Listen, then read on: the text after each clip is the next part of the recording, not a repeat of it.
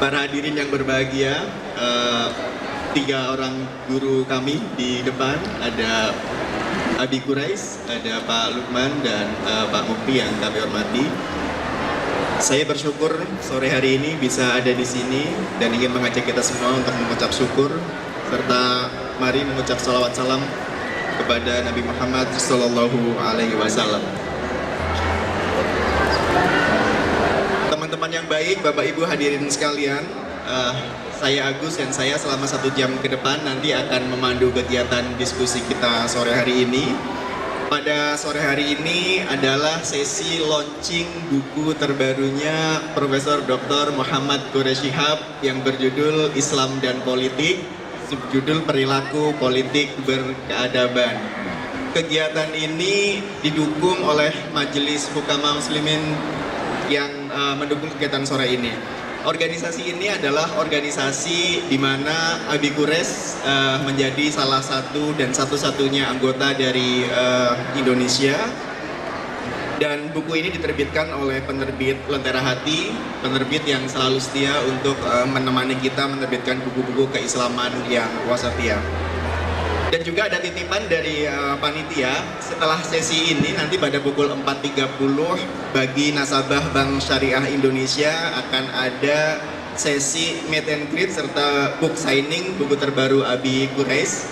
Untuk informasi lebih detail dapat mengunjungi booth BSI yang ada persis di depan panggung. Rasanya saya tidak perlu memperkenalkan 3 orang yang duduk di hadapan kita, tapi sedikit saja saya ingin menceritakan kenapa buku ini penting. Seperti kita ketahui bersama, tahun ini itu sudah mulai tahun agak-agak hangat, agak-agak panas karena tahun depan insya Allah kita punya hajatan demokrasi, pemilu, baik pemilu legislatif maupun eksekutif, dan tentu saja kita berharap semoga semuanya lancar. Nah, buku ini ditulis oleh Prof. Quraish, oleh Abi Quraish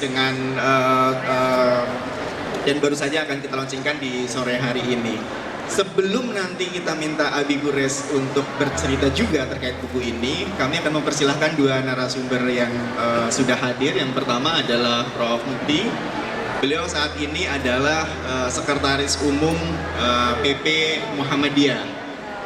Yang selanjutnya adalah Pak Lukman Hakim Saifuddin. Beliau adalah Menteri Agama 2014-2019. Dan kalau yang saat ini saya sering lihat postingan Pak Lukman itu kegiatan beliau keliling Indonesia dengan naik motor. Saya pikir 2 tokoh kita sangat tepat untuk berbicara tentang Islam dan politik karena latar belakang pendidikan keislaman beliau berdua serta kehidupan politik, baik politik praktis. Dr. Honus Kausa Lukman, Menteri Agama, politisi dari P3 saat menjabat Menteri Agama.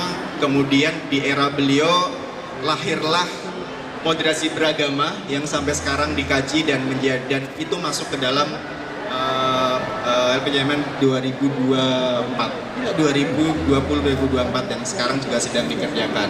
Prof. Mukti juga latar belakang keislamannya dan sekarang walaupun tidak di politik praktis tapi ada di organisasi Islam yang sangat besar di Muhammadiyah. Oh, kata Pak Lukman, beliau yang mengendalikan politik yang diamini oleh Abi. Jadi kita akan minta pandangan dari kedua tokoh di depan kita ini terkait dengan buku ini masing-masing selama 10 menit. Kemudian nanti akan ada tanya jawab sebelum kita akan mintakan pendapat dari Abi Quraish. Kami persilakan dulu Prof. Mukti. Nah ini nih, saya yang susah nih kalau kayak gini nih. Saya yang susah nih kalau saling seperti ini. Yang tua dimuliakan, kata Pak Lukman. Saya gak berani nolak karena saya murid Pak Lukman. Jadi saya mohon izin berkenan Pak Mukti duluan. Sebelumnya kami persilakan. Kita boleh tepuk tangan dulu untuk kedua narasumber dan satu penulis guru kita semua. Monggo. Assalamualaikum warahmatullahi wabarakatuh. Alhamdulillah, wassalatu wassalamu ala rasulillah, la haula wa la quwata illa billah, amma ba'd. Yang saya muliakan Syekh Muhammad Quraish Shihab, guru saya dan juga ulama yang insya Allah beliau senantiasa mencerahkan kita dengan ilmunya, dan sahabat saya Pak Lukman Hakim Saifuddin serta para tamu undangan, ada terutama keluarga besar Abi Quraish Shihab yang bersama dengan kita dan juga para peserta. Pertama, saya menyampaikan selamat kepada Syekh Muhammad Quraish Shihab atas terbitnya buku yang entah keberapa ratus buku ini yang ditulis oleh beliau untuk memberikan kepada kita wawasan pencerahan tentang berbagai persoalan keislaman. Yang kedua, tentu satu kehormatan bagi saya karena saya dikirimi oleh Mbak Naswa masih dalam bentuk PDF. Jadi tidak hanya fresh from the oven, tapi before. Tidak hanya fresh dari oven, Pak Quraish, tapi sebelum masuk ovennya saya sudah baca dulu. Jadi terima kasih. Dan mudah-mudahan ini menjadi bagian dari tentu saja berkah bagi saya pribadi dan mudah-mudahan juga bagi kita sekalian. Dan yang ketiga, tentu sebenarnya kalau senior itu Pak Lukman lebih senior dari saya. Cuma dalam tradisi pesantren itu memang biasanya ulama itu belakangan. Jadi yang duluan itu batalnya. Jadi saya ini batalnya beliau, jadi karena itu maka saya duluan. Nanti kalau ada salah-salah, beliau berdua yang mentaskih dan juga memberikan syarah kalau yang saya sampaikan ada yang keliru. Saya ingin menyampaikan 3 hal dalam konteks buku ini. Yang pertama, Syekh Quraish Shihab ini seperti buku-bukunya yang lainnya, yang hampir semua saya memilikinya, itu ditulis dengan bahasa yang mudah dipahami, ide yang mengalir, dan banyak dalam tanda petik misteri yang selama ini kita tidak menemukannya dalam kitab-kitab atau dalam turos berbagai kajian keilmuan. Jadi selalu saja ada yang baru setiap kali saya membaca bukunya Prof. Quraish Shihab ini. Termasuk yang sangat baru adalah berbagai hal yang selama ini tidak kita temukan dalam kajian-kajian keislaman, termasuk di perguruan tinggi sekalipun. Karena ada banyak peristiwa yang tidak pernah tertulis dalam banyak literatur, tapi Pak Quraish bisa menghadirkannya dan kemudian kita agak terhenyak ketika membaca karya itu. Saya tidak akan menyebut semuanya, kalau menyebut semuanya nanti Anda tidak membaca bukunya. Tapi saya akan menyebut misalnya ketika beliau menjelaskan mengenai apa makna politik, apa makna Islam, dan apa hubungan Islam dengan politik. Salah satu yang beliau kutip di sini adalah pernyataan bahwa agama adalah politik dan politik adalah agama. Ada kutipan dalam bahasa Arab yang saya tidak perlu membacakannya karena jelas bahasa Arab saya nanti tidak bagus. Tapi ada yang menarik di situ. Ketika sekarang orang mencoba melakukan upaya tidak hanya disengagement, tetapi separation between Islam and politik, memisahkan antara agama dan politik, Pak Quraish justru menjelaskan tidak ada itu pemisahan antara Islam dan politik, dan tidak ada pemisahan antara agama dan politik. Tapi tentu politik dalam definisi yang juga beliau definisikan di sini sebagai makna yang mengandung pengertian keadaban.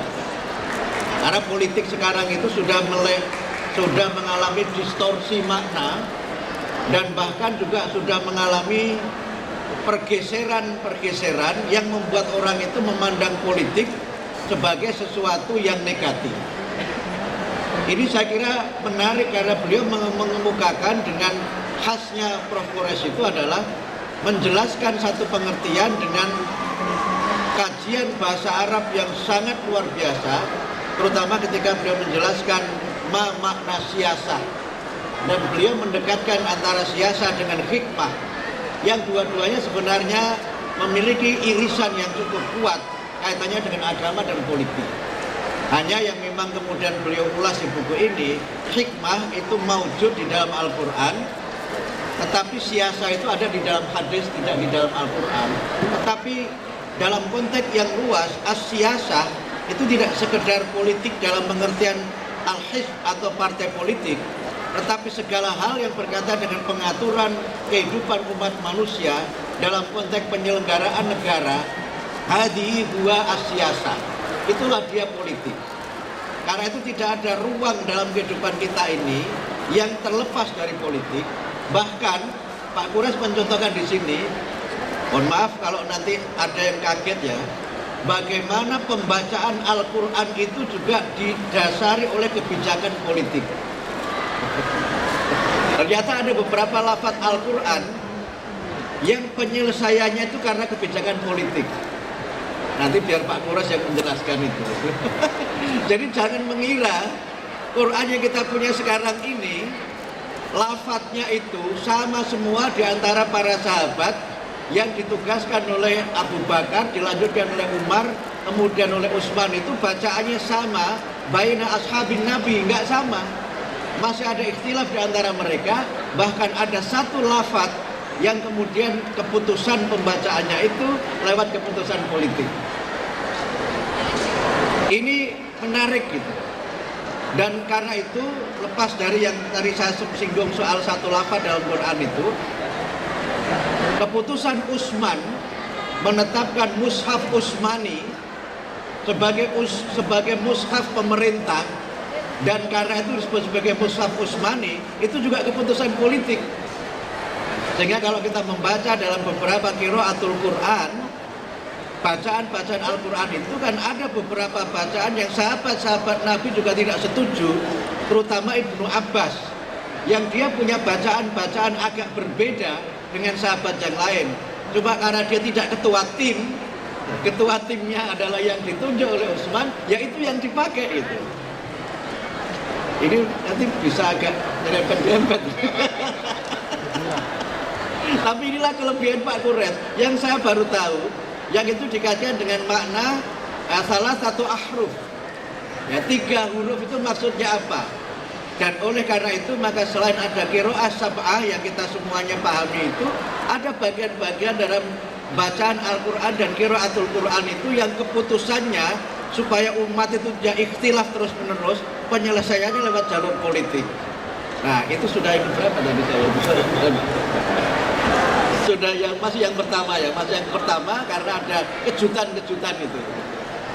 Nah, yang kedua, bagaimana Pak Kures menjelaskan istilah-istilah kunci dalam politik dan pemerintahan yang selama ini menjadi wilayatul ikhtilaf dan political dispute, terutama ketika beliau menjelaskan makna khalifah. Apa makna khalifah itu dalam konteks politik dan dalam konteks negara? Beliau menjelaskan dengan sangat sederhana, hanya 2 paragraf menjelaskan itu. Makna khalifah yang kaitannya dengan Al-Quran yang menyebutkan Allah menjadikan Adam sebagai khalifah, inni ja'ilun fil ardi khalifah itu. Kemudian mengkaitkan Nabi Daud sebagai khalifah, yang di situ beliau bahas menarik sekali. Dua-duanya disebutkan dalam bentuk mufrad, tapi jamaknya itu berbeda antara khalaif dan khulafa, yang ternyata itu punya makna yang sangat berbeda. Khalifah itu mengandung pengertian general responsibility, tanggung jawab umum bagi siapa saja, dan juga mungkin public eligibility gitu. Saya agak pakai bahasa Inggris karena ada Najwa di sini. ada hak banyak orang untuk dia sebenarnya bisa tampil menjadi pemimpin dengan tanggung jawab memakmurkan bumi. Itulah tugas yang diemban oleh semuanya. Tapi ada khalifah yang melekat kepada orang-orang tertentu, yang Quran mencontohkan dengan Nabi Daud itu.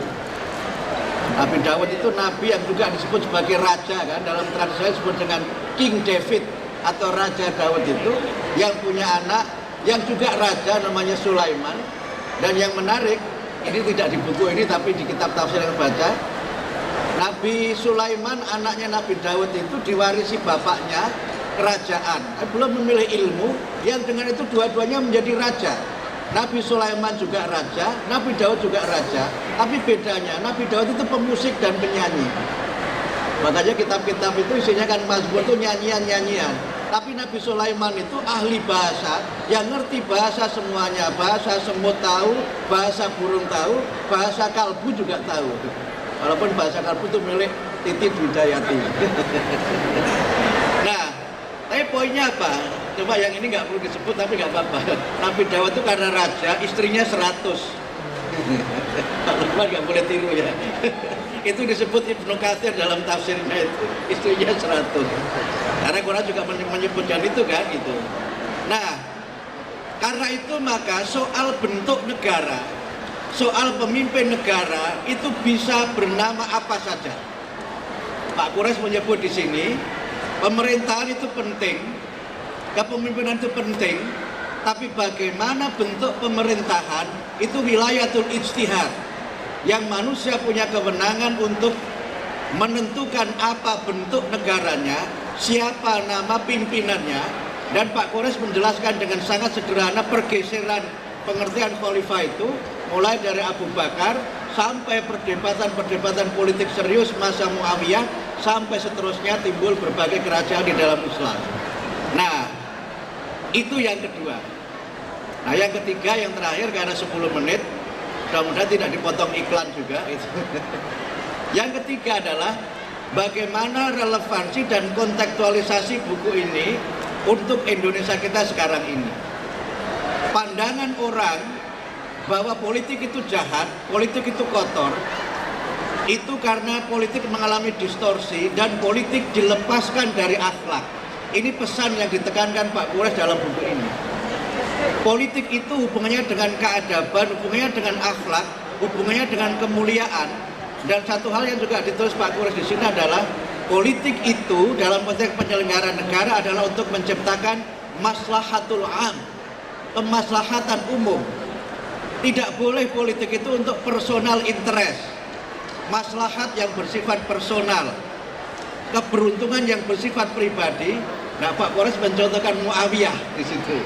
Sebagai orang yang demi mendapatkan kekuasaan, dia mengorbankan kepentingan umum untuk kepentingan dia pribadi, dan disitulah sebenarnya dinasti dalam politik Islam itu dimulai. Karena itu maka kita sebagai umat Islam di Indonesia ini tidak perlu mempersoalkan negara Pancasila, karena bentuk negara ini adalah wilayatul ijtihad bangsa Indonesia yang kita punya kewenangan untuk menentukan bentuk negaranya seperti apa. Tidak usah menyoal kepala negara kita bernama presiden, atau kepala negara bernama perdana menteri, atau bernama raja. Itu soal yang manusia punya kewenangan. Yang penting menciptakan kemaslahatan, yang penting membawa kesejahteraan, dan itu bagian dari as-siyasah asy-syar'iyyah yang Pak Kures juga menyebut dalam buku beliau ini. Karena itu tidak perlu ragu kemudian kita di Indonesia ini untuk partisipasi dalam politik, memilih presiden yang terbaik. Siapa presidennya yang jelas bukan saya. Kemudian siapa DPR-nya juga bukan saya. Dan Pak Lukman bisa mencontohkan, dan beliau sahabat saya ini adalah living example gitu, contoh hidup bagaimana seorang yang masuk dalam dunia politik dengan percaya diri, menjadi anggota DPR dalam usia yang masih sangat muda waktu itu. Kalau nggak salah baru 20 berapa gitu sudah jadi anggota DPR. Ini DPR P3 itu partai paling kompak karena semuanya PPP. Yang lainnya kan PAN, PKB, jadi nggak kompak. Ini paling kompak itu P3. Soal pengurusnya nggak kompak itu soal lain.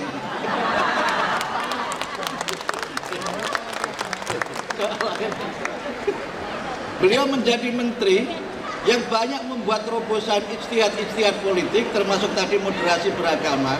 Sehingga kalau orang itu ingin punya power yang lebih kuat, jadilah politisi sebenarnya. Kalau orang itu ingin punya kontrol yang kuat untuk mengatur negara, jadilah pejabat negara. Karena tidak bisa urusan negara diserahkan pada ustadz yang hanya bisa tausiah saja. Itu. Nah, saya ini hanya bisa tausiah saja, tidak bisa mengeksekusi. Oleh karena itu, Pak Lukman nanti akan menceritakan bagaimana pengalamannya mengambil keputusan. mengambil keputusan-keputusan politik yang itu mungkin dalam beberapa hal dipahami orang sebagai dalam tanda petik menyimpang dari agama. Misalnya begini, saya pernah diprotes oleh salah satu jamaah, kenapa sih pemerintah itu membatasi kuota haji? Zaman Nabi kan haji nggak pakai kuota, misalnya begitu. Jadi dia menganggap kuota haji itu menyimpang dari syariat. Padahal kalau haji nggak pakai kuota, orang pakai HP saja pakai kuota, kok haji nggak pakai kuota? HP aja pakai kuota, haji nggak pakai kuota. Ya, ini memang negara nenek moyang kamu apa? Kamu keluar masuk. Itu cara jawab saya kalau yang tanya itu orangnya suka ngeyel. Misalnya juga menetapkan orang tidak boleh menjadi petugas haji, itu tidak boleh kalau dia sambil dia haji. Itu masa Pak Lukman. Itu mungkin juga ada yang protes itu. Bukannya kita ini khotimul hujjat, kira-kira begitu. Tapi kenapa nggak boleh? Dan sebagainya, termasuk berbagai keputusan politik strategis. Oleh karena itu, maka dalam konteks ini, setelah saudara-saudara nanti membaca buku ini, syukur membeli juga ya. Kalau saya membaca tapi tidak beli karena bagian dari menjadi pembicara. Jadi itulah untungnya jadi pembicara, bisa punya buku tanpa beli gitu. Itu nanti Anda akan menemukan enlightening, menemukan pencerahan, visi baru mengenai Islam dan politik. Karena itu maka janganlah menilai politik secara negatif.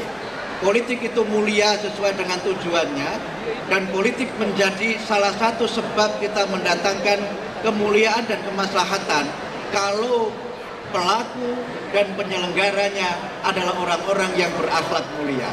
Itulah saya kira poin penting dalam buku ini. Selengkapnya silahkan dibaca sampai Anda mendapatkan apa yang saya tulis itu, apa yang saya sampaikan itu. Terima kasih, mohon maaf jika ada kekurangan. Assalamualaikum warahmatullahi wabarakatuh. Boleh tepuk tangan teman-teman semua. Masya Allah. Ini selain diskusi tentang Islam dan politik, udah seperti juru bicaranya Pak Lukman ya. Untuk mempromosikan Pak Lukman. Oke, selanjutnya kami persilakan Pak Lukman 10 menit untuk menanggapi buku ini.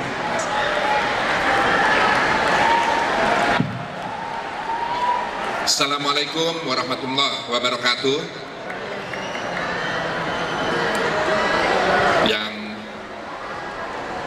kami muliakan Abi Quraish, Pak Mufti, dan tentu para hadirin sekalian yang mudah-mudahan diridhoi oleh Allah Subhanahu wa taala.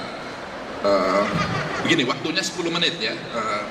Saya itu banyak yang ingin saya sampaikan sudah disampaikan oleh Pak Mufti itu. Jadi saya dari tadi cari angle mana yang saya harus sampaikan dalam waktu yang sangat terbatas. Ya, buku ini saya merasa bersyukur saya berkesempatan lebih dulu bisa membaca ini sehingga bisa memberikan refleksi sebatas yang saya mampu. Jadi kalau membaca daftar isinya, buku ini menarik, tidak sebagaimana lazimnya buku-buku yang mengulas tentang Islam dan politik, karena di sini ada kekhasan itu.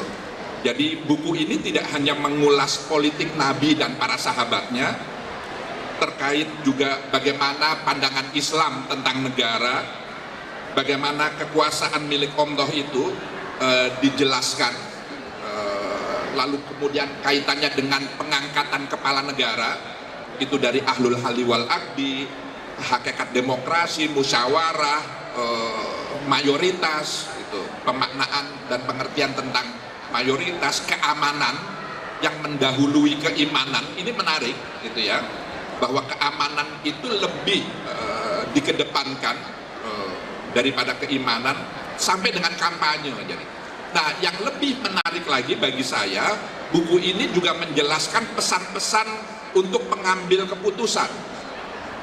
Jadi ada yang sangat spesifik, misalnya surat Sayyidina Umar Ibnul Khattab kepada Abu Musa al-Asy'ari misalnya, atau surat Imam Ali bin Abi Thalib kepada Malik al-Astar, atau pesan Al-Hasan al-Basri kepada Umar ibnu Abdul Aziz. Jadi ini sangat menginspirasi, selain mencerahkan tadi itu. memberikan sesuatu yang sebelumnya kita tidak tahu, lalu kemudian kita tahu, dan lalu kemudian kita bisa memetik banyak hikmah dari buku ini.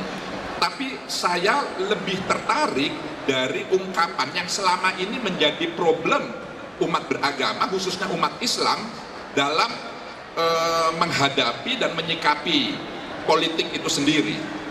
Di cover belakang buku ini dinyatakan secara eksplisit, jika Anda membawa agama ke ranah politik, maka Anda merusak politik.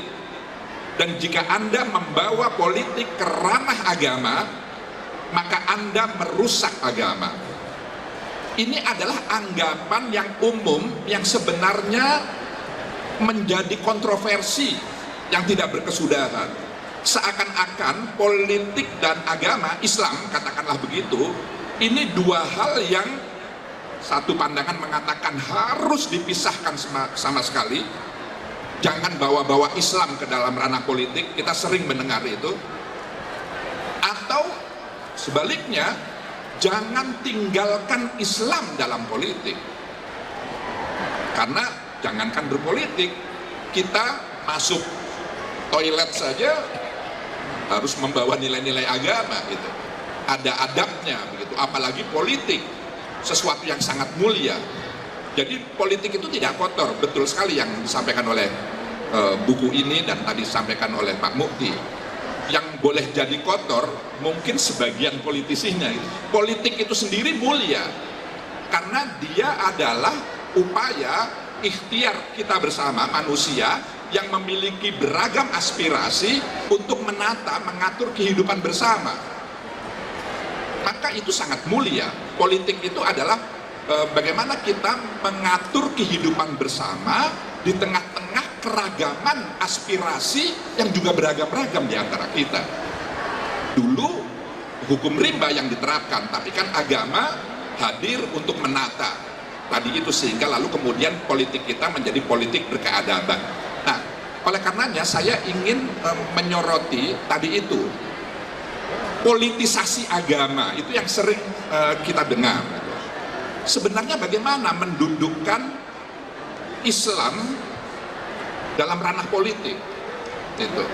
Oleh karenanya dalam pandangan saya, Islam itu, ajaran agama itu bisa dipilah ke dalam dua kategori, dua bagian. Ada ajaran-ajarannya yang usuliyah, yang universal, yang inti, yang pokok, yang universal gitu, yang semua orang pasti akan meyakini bahwa itu ajaran kebenaran. Tidak ada keraguan, siapapun manusia itu, apa rasnya, apa etnisnya, apa suku bangsanya, apa jenis kelaminnya, warna kulitnya, apa agama yang dianutnya.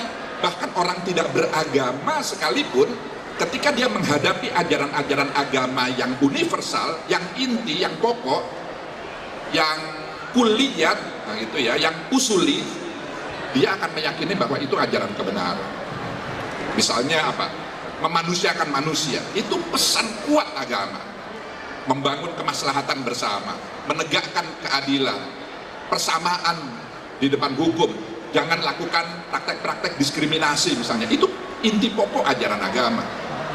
Jangan mencuri, jangan berbohong, jangan saling membunuh, dan seterusnya dan seterusnya. Nah, tapi ajaran Islam itu tidak hanya usuliyah saja, tidak hanya yang universal, ada juga yang partikular, ada juga yang furu'iyah, yang cabang, yang juz'iyah gitu. Di mana ajaran-ajaran agama yang masuk wilayah cabang ini, jangankan kok diyakini kebenarannya oleh semua manusia di dunia, bahkan oleh sesama pemeluk satu agama yang sama-sama muslim misalnya, ketika menghadapi ajaran Islam yang masuk kategori cabang, sesama muslim itu bisa berbeda-beda pandangannya. Apakah ini kebenaran atau tidak? Ini yang masalah-masalah furu'iyah itu. Nah, ini yang kaitannya dengan dogma, doktrin, amaliyah ubudiyah, yang primordial lah begitu ya. Nah, Maka ketika kita menyikapi ungkapan jangan bawa-bawa politik, jangan bawa-bawa agama ke ranah politik, jangan bawa-bawa nilai Islam ke dalam politik, itu harus hati-hati. Yang dimaksud nilai-nilai Islam, agama Islam, ajaran Islam yang tidak boleh dibawa ke politik adalah ajarannya yang furu'i itu. Mengapa? Karena politik itu menata kehidupan kita bersama di tengah-tengah kemajemukan, di tengah-tengah heterogenitas, di tengah-tengah keragaman. Maka membangun konsensus di tengah-tengah keragaman itu harus menggunakan nilai-nilai yang juga disepakati oleh semua kita yang beragam-ragam. Maka nilai-nilai agama, nilai-nilai Islam yang harus dibawa ke ranah politik adalah ajarannya yang universal tadi itu, yang usuli. Jangan korupsi misalnya, itu inti pokok, karena korupsi itu mafsadah. Jangan rendahkan harkat derajat martabat kemanusiaan, jangan lakukan kekerasan atas alasan apapun. Itu inti pokok ajaran agama. Jangan merusak gitu. Karena pesan kuatnya adalah membangun kemaslahatan bersama. Jangan lakukan praktek-praktek diskriminatif hanya karena perbedaan iman, hanya karena perbedaan mazhab, hanya karena perbedaan amaliyah ubudiyah, lalu kita mengurangi atau meniadakan hak-hak orang yang tidak sama dengan kita. Itu melanggar inti pokok ajaran. Nah, oleh karenanya buku ini menjelaskan kesalahpahaman tadi itu, atau setidak-tidaknya mendudukkan secara proporsional mana yang boleh dibawa ke ruang publik dan mana yang tidak. Nah, terhadap nilai-nilai yang partikular tadi itu bisa disampaikan pada komunitas yang memang homogen, yang seragam, gitu. Kan nggak mungkin, misalnya di kalangan umat Muhammadiyah saya mendakwahkan kalau sholat subuh harus pakai kunut, gitu. Atau saya berkampanye pilihlah pemimpin yang subuhnya itu pakai sholat kunut, gitu. Yang sholat subuhnya itu pakai kunut di tengah-tengah jamaah Muhammadiyah, kan itu adalah membawa nilai-nilai agama yang tidak relevan, tidak sesuai, karena itu persoalan furu'iyah. Di tengah-tengah keragaman bawa nilai-nilainya yang universal. Nah, yang kedua, karena ini tadi disebut, mudah-mudahan masih ada waktu ya, ini masa tahun politik begitu ya. Selain politisasi agama, juga politik identitas ini juga sering disinggung oleh banyak kalangan. Buku ini memberikan dasar-dasar bagaimana kita memahami apa yang disebut politik identitas itu. Jadi sebenarnya politik identitas itu kan upaya untuk menata kehidupan kita bersama di tengah-tengah kemajemukan, di tengah-tengah keragaman, dengan mengusung identitas kita. Nah, pertanyaannya kemudian adalah identitas apa yang mau kita tawarkan ke ruang publik untuk membangun konsensus bersama, untuk membangun komitmen bersama.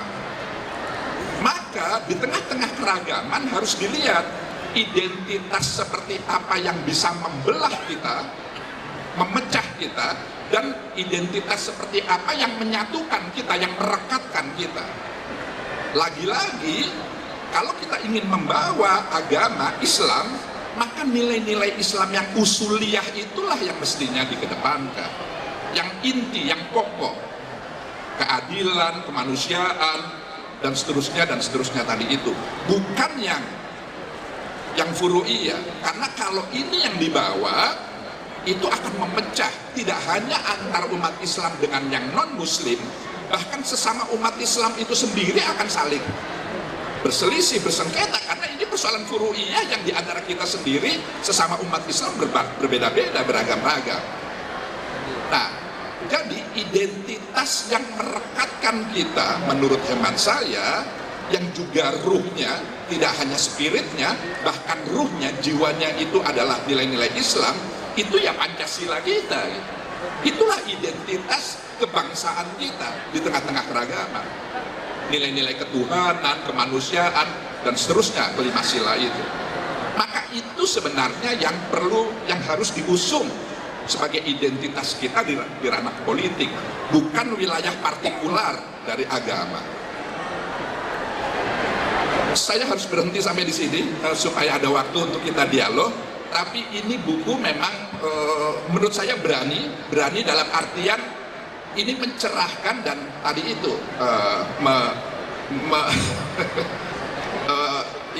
menggugah setidak-tidaknya. Kalau Pak Mukti mengatakan mengusik, saya lebih senang menggunakan menggugah, bahwa memang ya ada hal-hal tertentu yang memang harus diluruskan dari anggapan kita selama ini terkait relasi antara politik dan agama dengan Islam. Demikian, mudah-mudahan dan saya yakin buku ini akan sangat bermanfaat bagi kita semua, dan momentumnya sangat pas di tengah-tengah 2024 yang memang memerlukan pencerahan politik berkeadaban seperti yang ada dalam buku ini. Selamat Pak Gures atas peluncuran buku ini, mudah-mudahan membawa keberkahan. Wassalamualaikum warahmatullahi wabarakatuh. Waalaikumsalam warahmatullahi wabarakatuh. Terima kasih Pak Lumkan. Selanjutnya saya persilahkan dua penanya. Dua penanya. Baju coklat keji hitam dan jilbab berkacamata. Mohon jelas pertanyaannya dan tujukan untuk siapa. Terima kasih. Assalamualaikum warahmatullahi wabarakatuh. Bismillah, alhamdulillah, wassalatu wassalamu ala rasulillah Sayyidina Muhammadin Abdullah wa ala alihi wa sahbihi wa ma ba'du. Terima kasih banyak kepada ketiga pembicara atas ilmunya. Singkat saja pertanyaan saya. Pemilu kemarin sempat viral satu video, satu ustadz yang saya tak sebutkan namanya. Beliau mengatakan bahwasanya pemahaman yang mengatakan atau membawa politik di mimbar-mimbar masjid itu adalah pemikiran yang najis, katanya. Jadi kalau di mimbar nggak boleh ngomongin politik, itu pemikiran yang najis, sampai mengatakan seperti itu. Oleh karena itu saya mohon kepada Habib Profesor Dr. Kiai Haji Muhammad Quraish Shihab memberikan fatwa kepada kami semua. Sebenarnya boleh nggak di mimbar Rasulullah itu ngomongin politik atau nggak boleh? Sehingga kita ini tidak bingung nanti di tahun 2024 ini. Jangan-jangan mimbar nanti disalahgunakan seperti itu atau bagaimana? Mohon pengarahannya. Wassalamualaikum warahmatullahi wabarakatuh. Maaf, namanya siapa? Alfian Iqbal Zasfan. Terima kasih.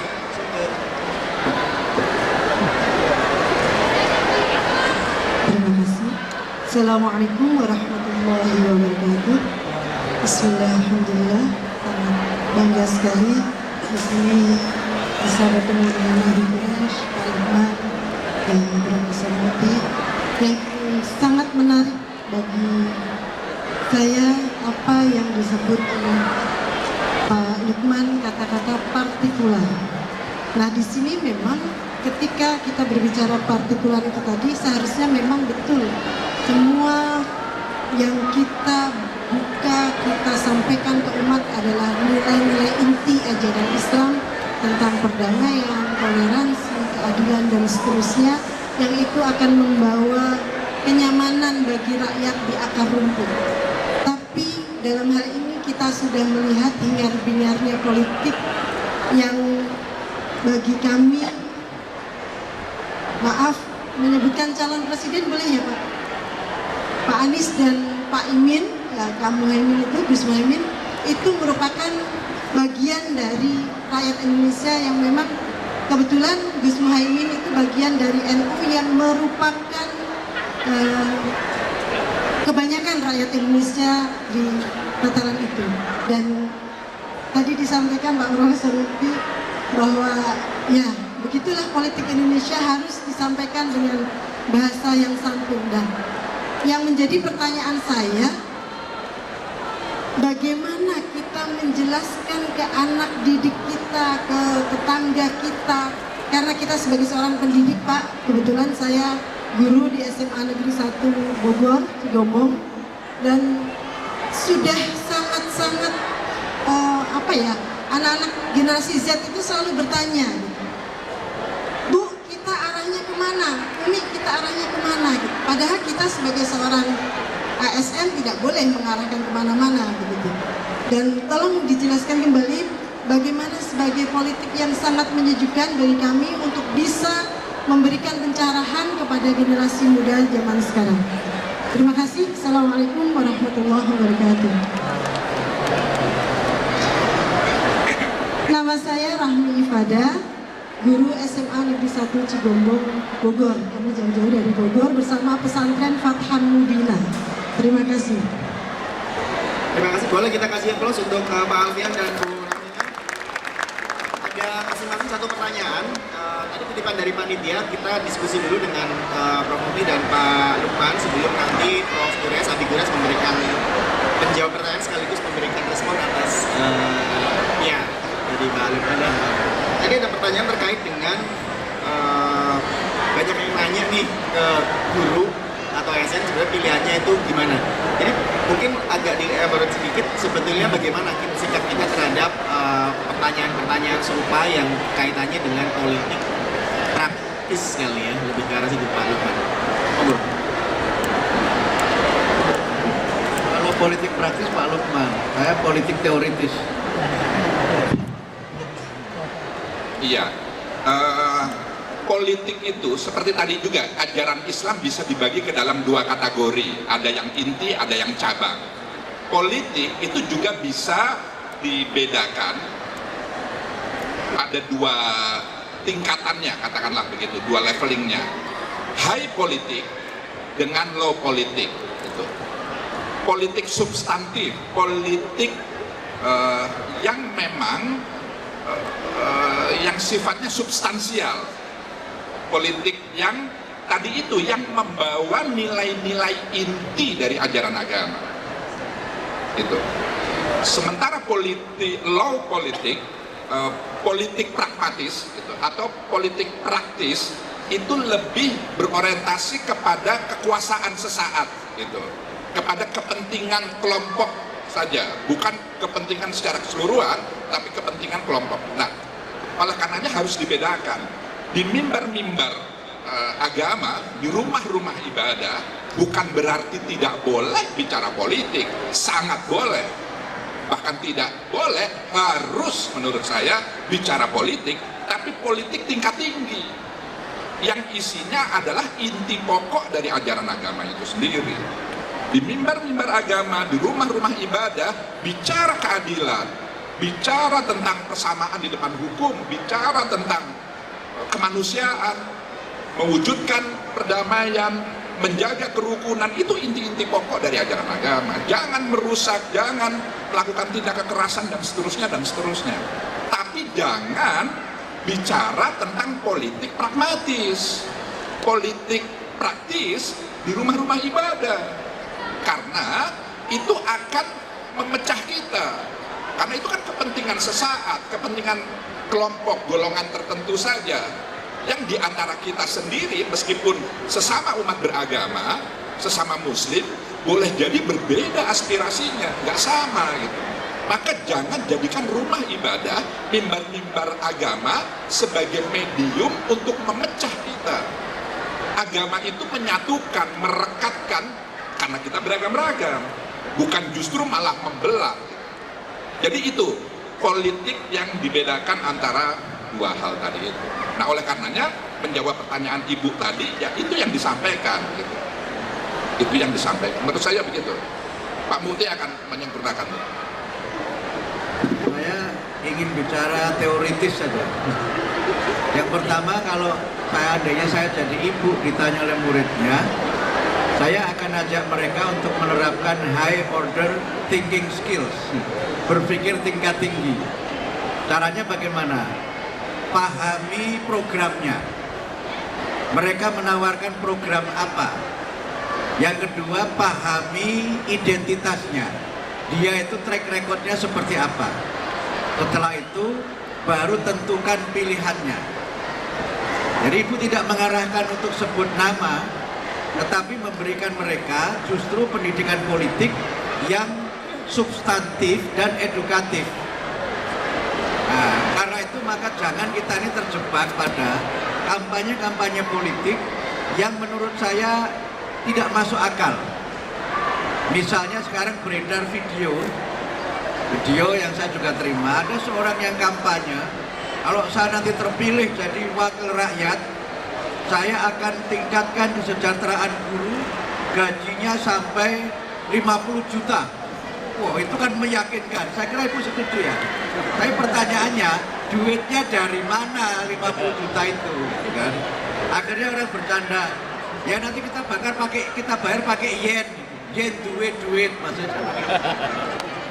Jadi jangan kita ini kemudian terbuai dengan itu gitu. Karena sekarang banyak model-model kampanye itu yang seperti lain di bibir, lain di hati gitu. Karena itu justru Ibu bisa memberikan kesempatan kepada mereka melakukan praktek higher order thinking skill itu. Kalau dalam studi hadis namanya al-jarhu wa ta'dil.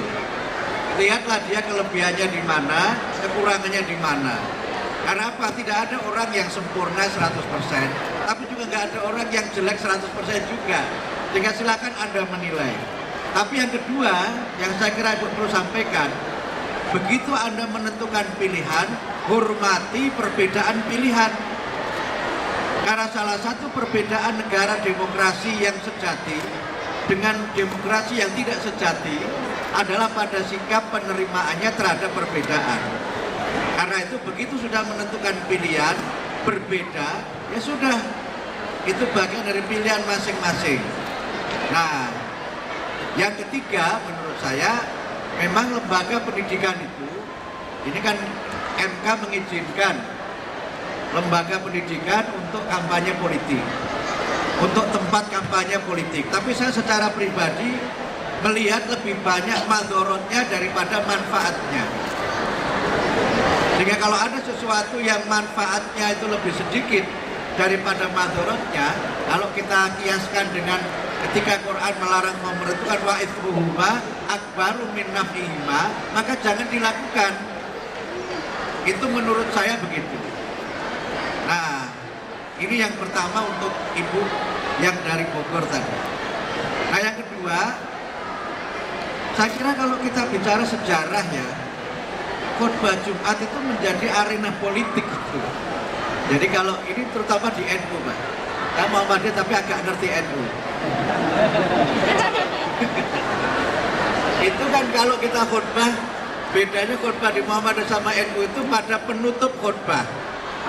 Jadi kalau NU begitu selesai itu membaca satu ayat di dalam Al-Quran itu, innallaha ya'muru bil adli wal ihsan wa ita'idil qurba wa yanha 'anil fahsya'i wal munkari wal baghi ya'idukum la'allakum tadhakkarun.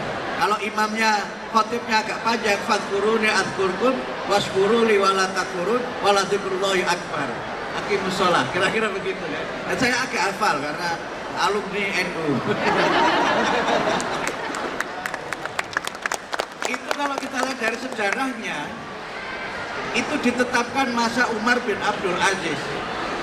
Ketika beliau menjadi khalifah itu mewarisi konflik antara pengikut Bani Abbasiyah dengan Bani Umayyah. Sehingga mereka sampai melarang ketika Bani Umayyah itu berkuasa, yang keturunan Ali, keturunan Bani Abbasiyah, orang-orang Syiah itu nggak boleh ke mimbar walaupun dia orang alim. Begitu Abbasiyah berkuasa juga sebaliknya.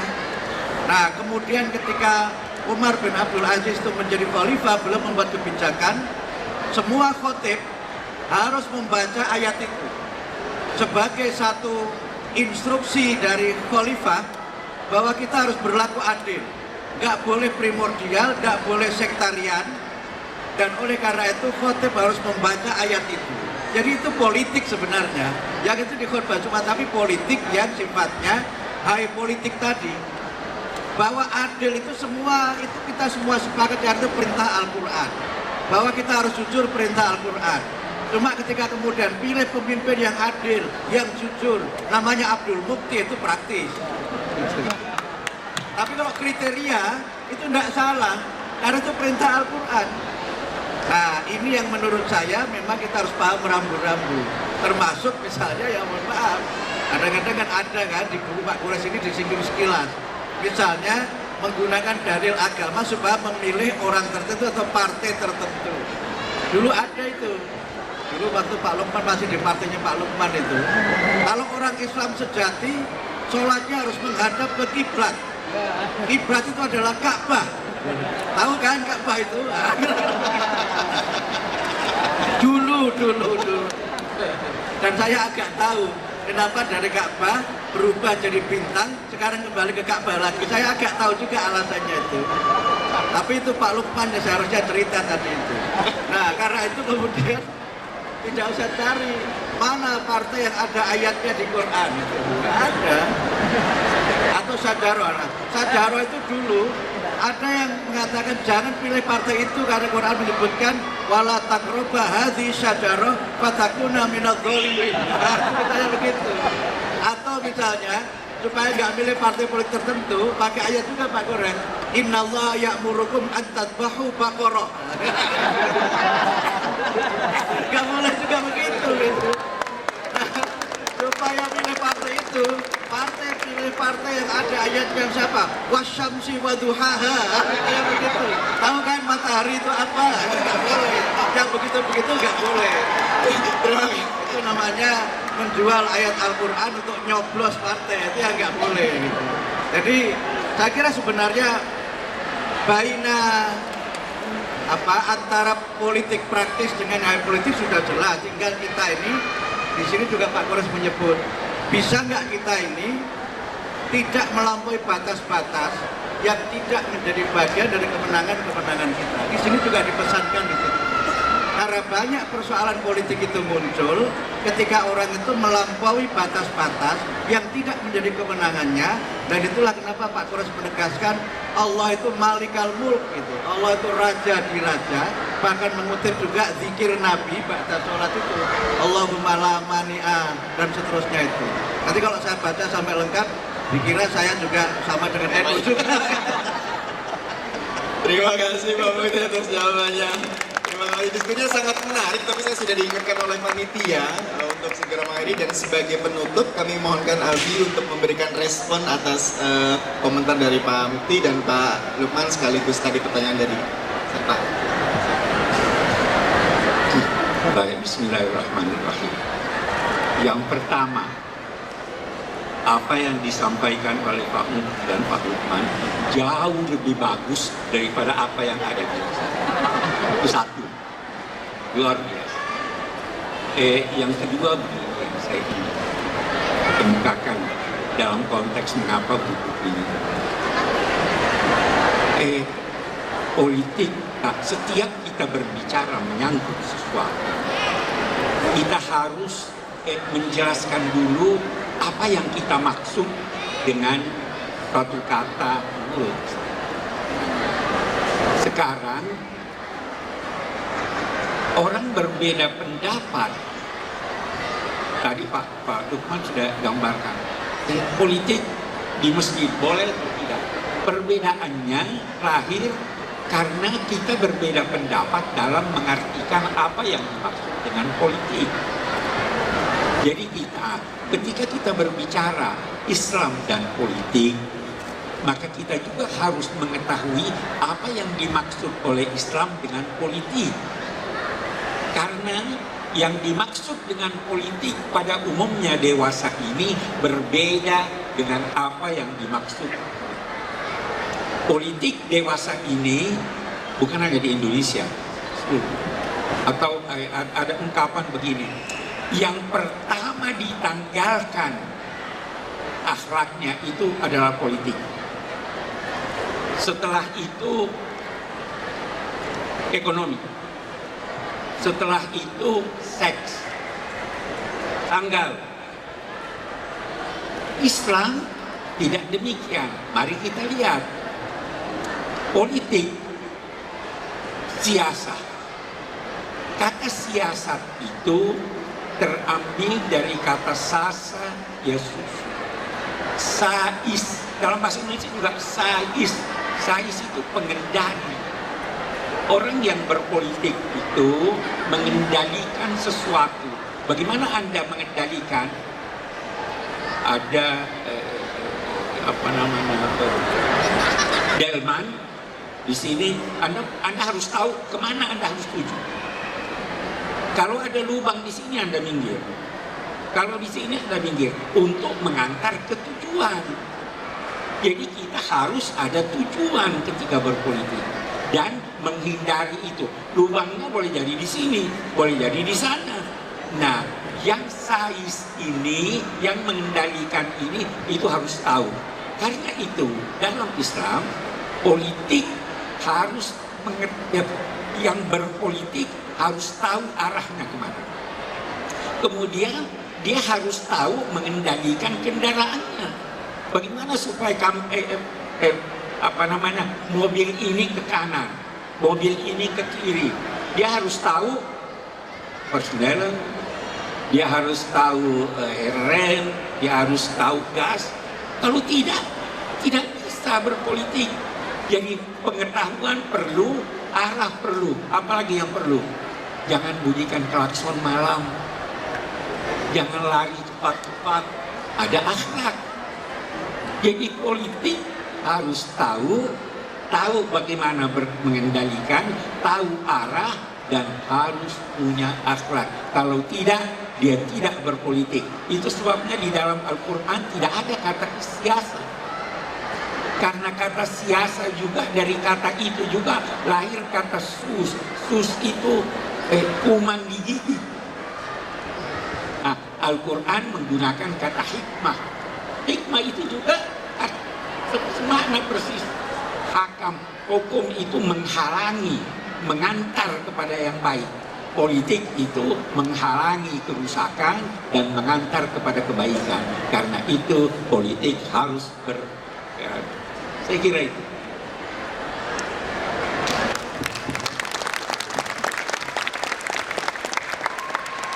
Terima kasih Pak Bikures. Dan terima kasih juga Pak Lukman dan Pak Mukti sudah diingatkan lagi oleh panitia. Sepertinya memang harus segera diakhiri karena keterbatasan waktu. Sekali lagi kami mengucapkan terima kasih dan selamat untuk Prof. Kures atas penerbitan buku terbarunya. Teman-teman hadirin dapat mengaksesnya untuk membacanya secara lebih detail. Tentu saja saya tidak menyimpulkan dan saya izin untuk mengakhiri sesi kita di sore hari ini. Kemudian nanti panitia akan melanjutkan untuk sesi meet and greet dan tanda tangan buku ini dengan Prof. Kures. Nanti saya persilakan oleh panitia. Namun sebelumnya mohon maaf apabila ada kekurangan.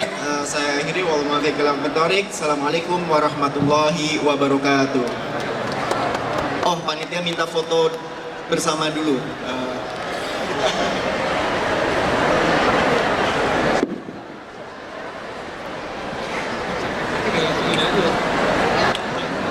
Dr. Abdul Mukti MED. Kita berikan aplaus yang meriah sekali lagi. Bapak sekalian, terima kasih banyak. Dan demikian untuk launching buku, sesinya telah kita sudahi. Dan selanjutnya kami persilakan pada yang kami hormati Bapak Lukman Hakim Saifuddin dan juga Bapak Dr. Abdul Mukti MED untuk bisa menuju ke ruang VIP. Dan kita akan langsung untuk sesi berikutnya yaitu meet and greet dan juga sesi signing buku terbaru Islam dan Politik karya M. Quraish Shihab. Bersiap-siap khusus untuk nasabah bangsa Indonesia, Anda akan bisa mendapatkan foto eksklusif bersama dengan Bapak Quraish Shihab sekarang juga.